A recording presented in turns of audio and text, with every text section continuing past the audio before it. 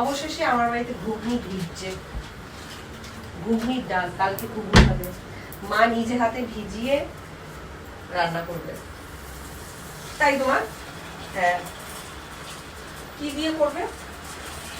যেরকম করে ঘুগনি, পেঁয়াজ রসুন দিয়ে? পেঁয়াজ রসুন আদা আর গরম মশলা দেবো, তাই নারকেল দেবো। আর এতটা ভোরে কেউ ই করে? আর তুই ডালে তো ধুয়ে ধুয়ে ভিজাতে পারবি। ধুয়ে ভিজে দিয়েছি তা। তাই অতটা জল ভরলে কেন? দাঁড়া। থাক, মনে হয় থাক, আমি পরে তুলে ফেলে দেবো।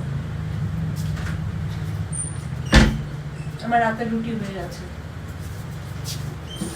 কেউ জানতে চায়নি তোমায় আমি কিছু বলিনি। তোমার রুটি হয়ে গেছে কি হয়নি, আমরা জেনে কি করব? খাওয়ার সময় খাবো, তাই তো। কি করবো জেনে? তোমায় আমি জানাইনি, আমি বন্ধুদের জানিয়েছি। বন্ধুরা কেউ জানতে ঝগড়া করার চায়নি। মুডে একদম থাকবে না। এটা থালাটা দিকে না, ওই থালাটা দে। কি হইব? আরে ধার তার থালাটা দে। এই থালাটা দে না, এই ওটা যে ভালো না, এটা খারাপ। বাজে পচালো।